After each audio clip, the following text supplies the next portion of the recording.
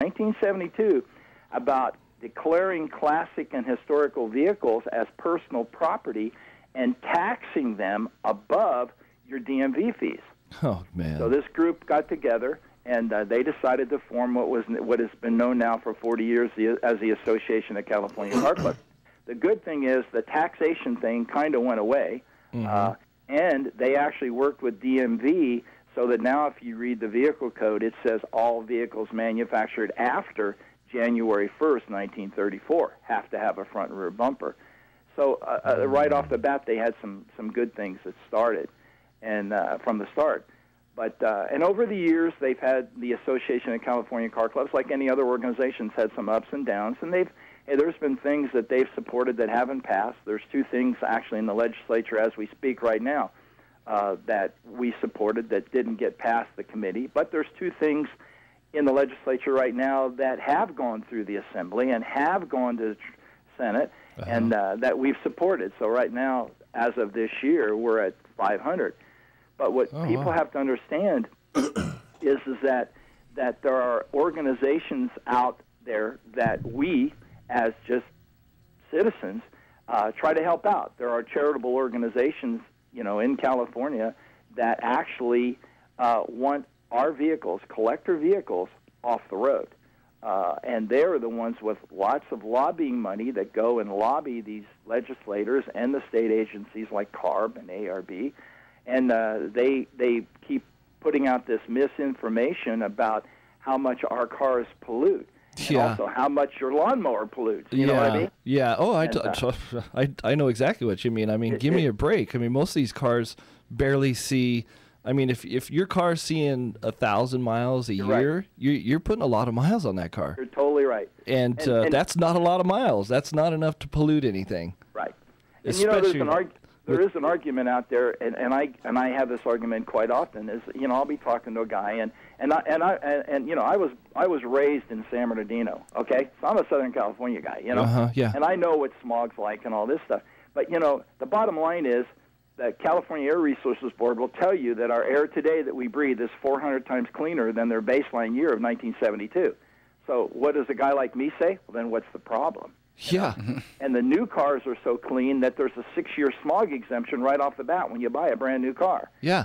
But yet I have hot rod friends of mine that will stand there and say, well, my 33 Ford with a small block Ford or a small block Chevy and it runs as clean as my Toyota. Well, that's not true. Yeah. And that argument doesn't fly. Yeah. Because carburetors don't self-adjust like fuel injection does. No. But like you said, the average, just by looking at the specialty insurance rolls, the average person that has a collector car, and that, to me, that's any vehicle manufactured prior to 1975, is considered a collector car. The average is, like you say, 800 to 1,000 miles, a year. Now, if you go on a long trip, like you take your 32 back to the Street Rod Nationals, you're going to put 3,000 miles on it at one time. But when you average it out over the years, I've got 5 that I drive. And my total mileage a year is under 5,000 on those cars. Yeah. And it's a hard argument, and that's where the Association of California Car Clubs comes in, and why our membership so far, right now we represent 160 car clubs in California. Wow. Which, when you think that there's probably 3,000 car clubs in California, it's a small amount, and that's why we need their membership. But we also have individual car members too.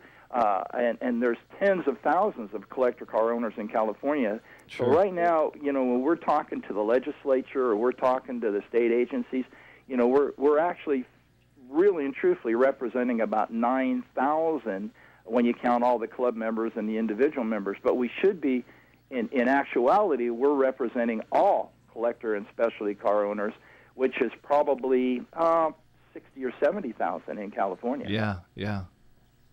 No, that's it. It sounds like a great deal. I mean, I like what you're doing.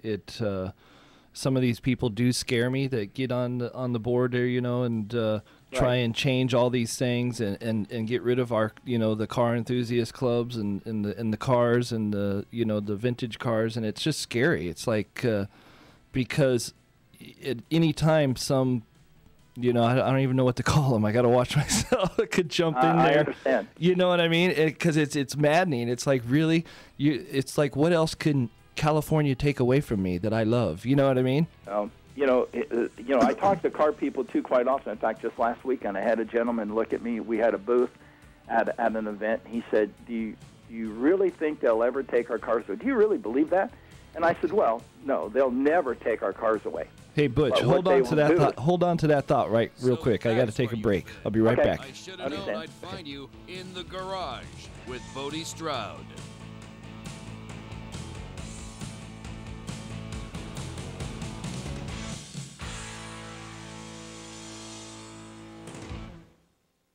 Do you own a car you no longer want and you don't have the